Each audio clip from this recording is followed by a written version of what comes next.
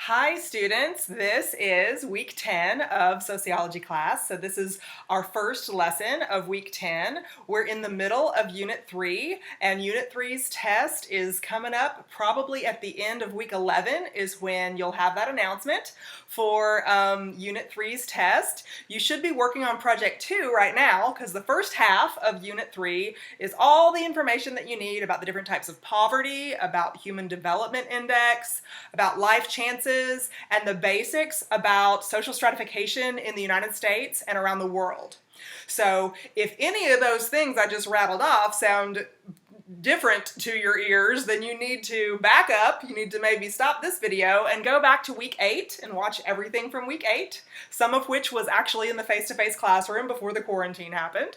And then week 9, which I went ahead and put online anyway. Some of you might not have gotten that announcement, although I think most of you did, that we were going to go ahead and not postpone week 9 in sociology class. You've got some videos in the week 9 folder to watch if you haven't already done so.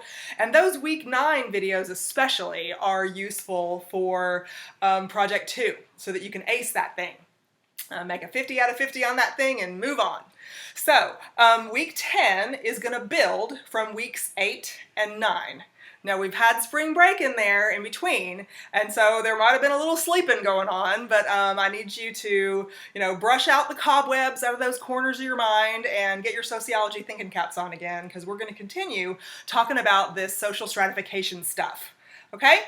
So here, let me just review a few of these words that I've rattled off here. You should have them in your notes already, so flip through your notes while I'm doing this and make sure they're there. If you don't have them in your notes yet, then stop the video. You'll find, I'm sure, lots of funny faces that I make when you do a freeze frame, and I can't imagine the memes, sociology memes that you can create with those freeze frame faces that I make. But anyway, social stratification is the first thing that I want to review. You should have that in your notes, day 1 of week 8.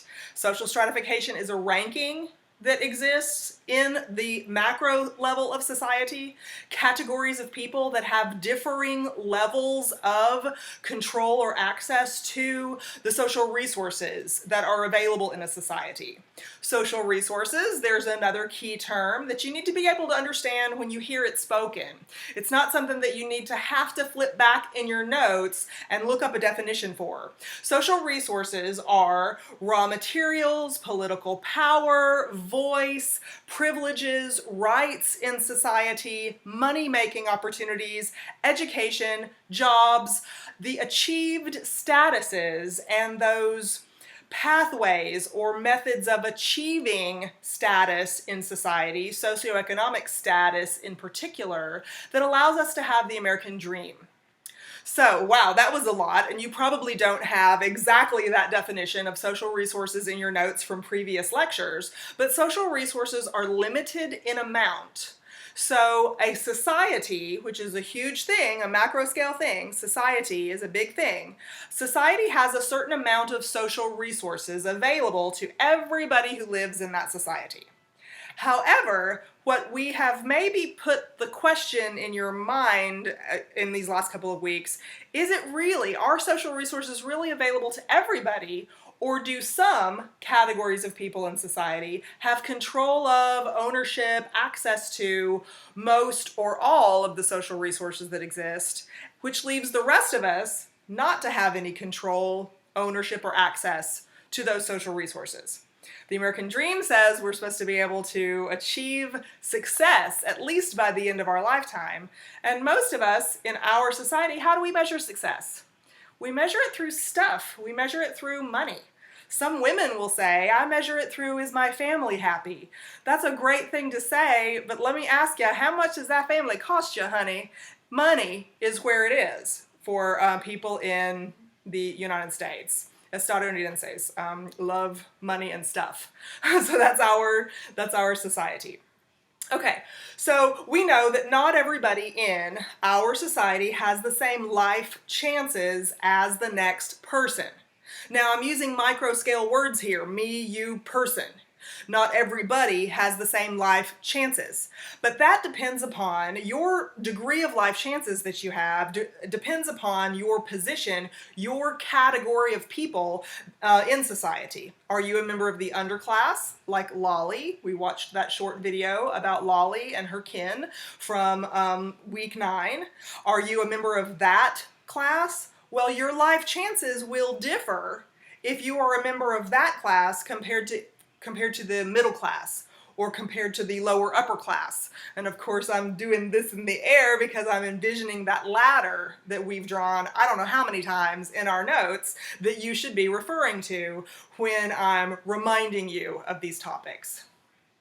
And don't forget, life chances should be in your notes, and the definition is intentionally different, intentionally longer, I should say. It means the same thing, we've just given it a little bit more detail in the definition that we've had together in class. Life chances are about opportunities. Opportunities that people have in life for 2 different types of things. Subsistence level things, and advancement comfort level things.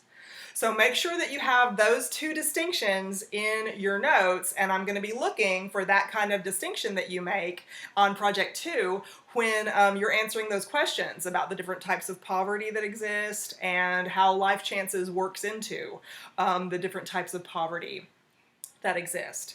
So if all this sounds foreign to you, let me repeat. Go back to week 8, watch everything in the week 8 folder, go back to week 9, watch everything in the week 9 folder, and download Project 2 immediately so you can see what kind of performance, what kind of info you need to be able to produce to do great on Project 2, because I love it when I grade a paper and it's a fantastic score. I love it. That makes me extremely happy. So give me your good effort on these projects because you want a happy teacher. And I want to be happy. Okay. So today we are going to continue with our social stratification unit, but we're going to branch into chapters 9 and 10 in our textbook. So I'm going to do these chapters simultaneously. Chapter 9 is about race and ethnicity. It has a longer title than that. I can't remember what the entire title is. And chapter 10 is about sex and gender. Again, it's a longer title. I don't remember what the longer title is. Essentially, though, what these 2 chapters add to our conversation is the fact that a person's ascribed status can greatly affect their life chances, can greatly affect their ability to have social mobility within an open system of social mobility, such as the class system in the United States. Your ascribed status is very, very important for your life chances. Now, in previous units, we've talked about, what I mean by unit, I didn't mean unit, I meant chapter. In previous chapters, chapter 7 and chapter 8, we have talked a ton about achieved status, right? Here is a vocabulary word that comes back to us from chapter 4, I think it was. I can't remember, some really early chapter that we studied this semester. So achieved status has been really the major theme that we've gone to in the social stratification discussions that we've had so far. Achieved status is a position in society that you earn through some kind of effort, you get through some sort of behavior on your part. And when we talk about socioeconomics status or socioeconomics, like we've discussed many times in class before, socioeconomics is based on 3 particular achieved statuses. I know you're saying them to yourself right now because we repeat them often enough. What are those 3 achieved statuses that are combined into socioeconomic status? Occupation, education, income. I don't care what order you say them in. You can say them in whatever order you want, but those are the 3 achieved statuses that make their way into one combined status called your socioeconomic level or your socioeconomic status. Okay.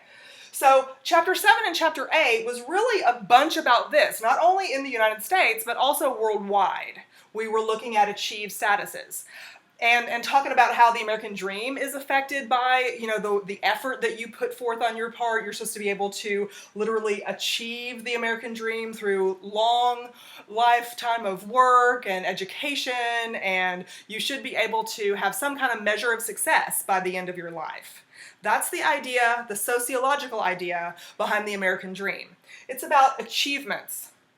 However, many of you in your reaction papers, I've already noticed that you have been talking about little nuances that affect your life chances for achievement in life, and those nuances that I see in a lot of people's papers are based on something, back from chapter 4 again, called ascribed status. Ascribed status. Who remembers what that means? It's in your notes someplace. This is something that you earn through effort on your part or through behavior. You get it.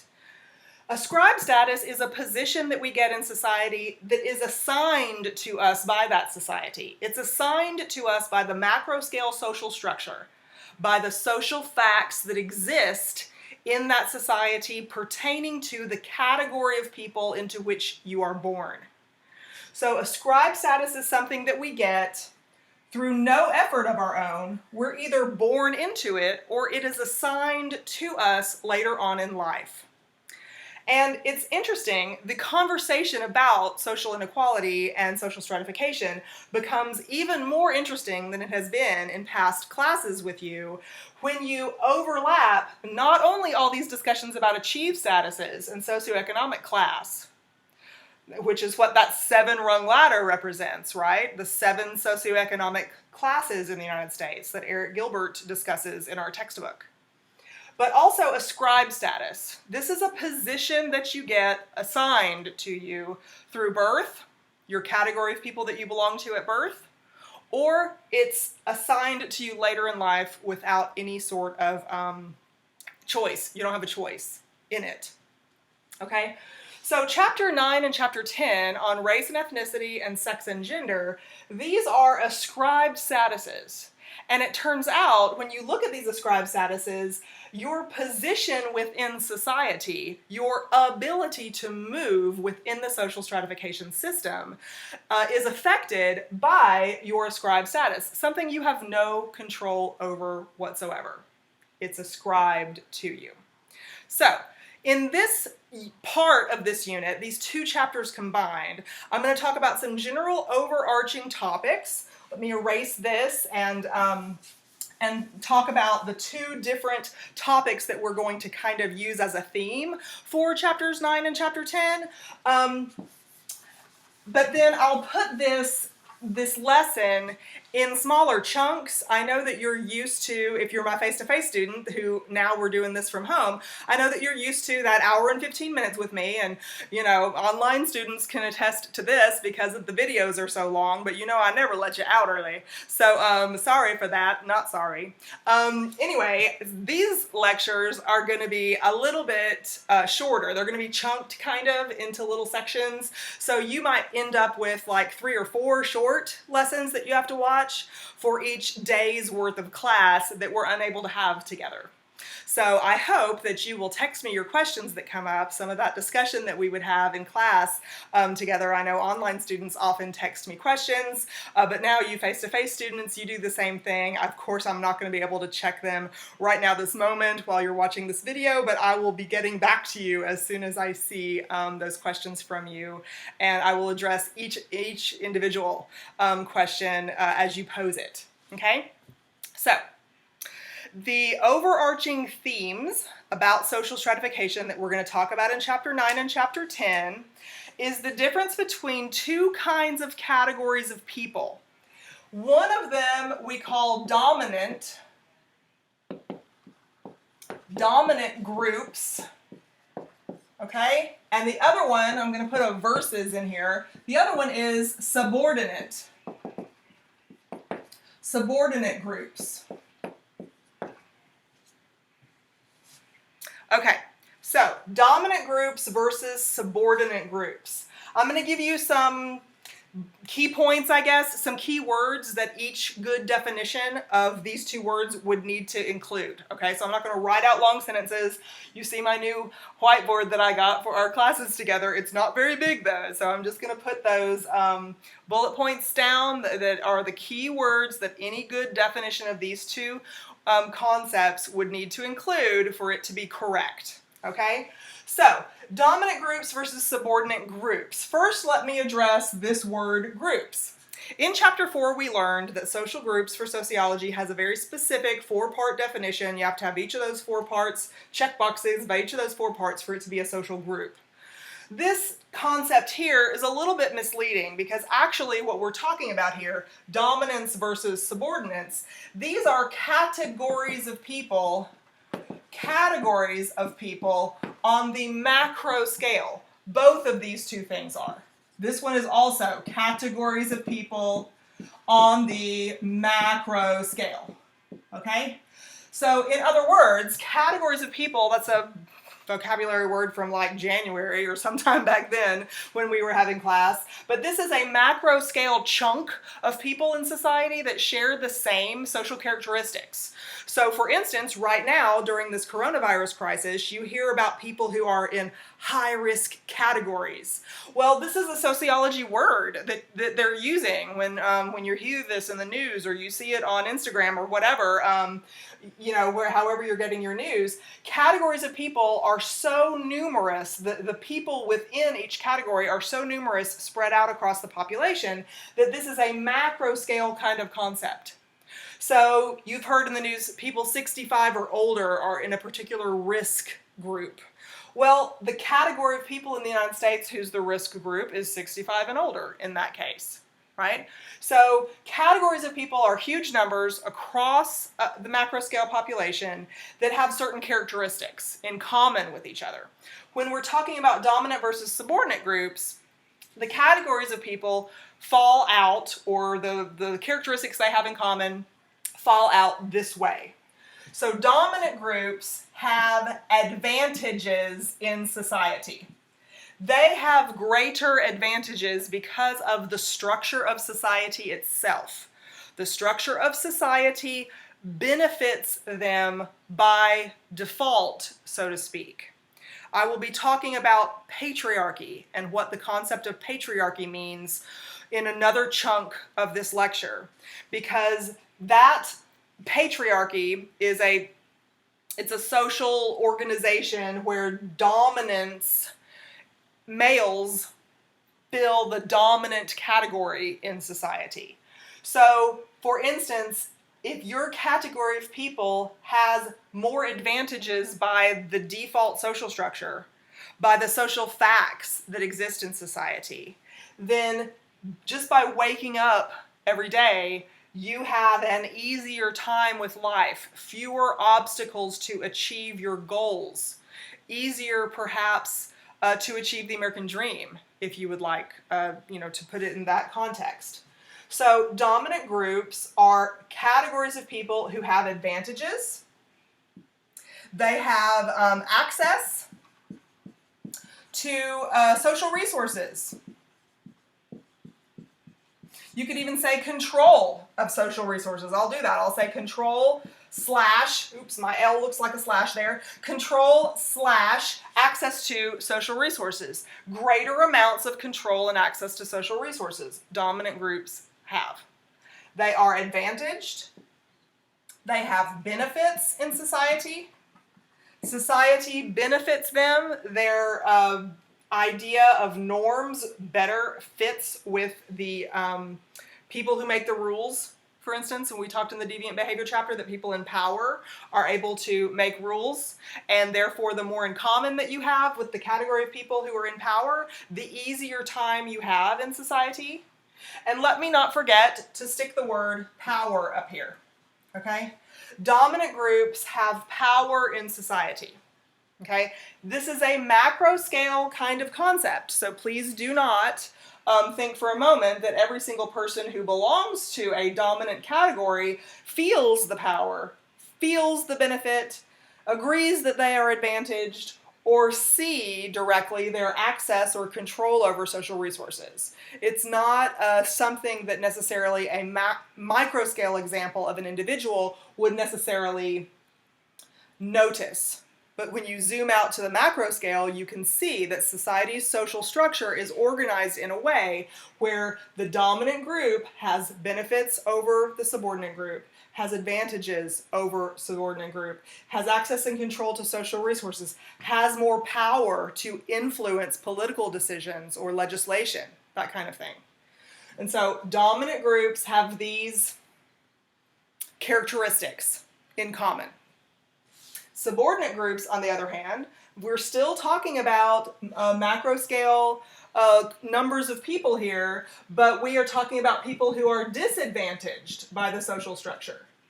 They are disadvantaged. They lack control or access to social resources. They lack that. They are not benefited. They are not benefited by society's structure. Are there two T's in benefited? I don't know. Y'all can text me with the correction. And they lack power.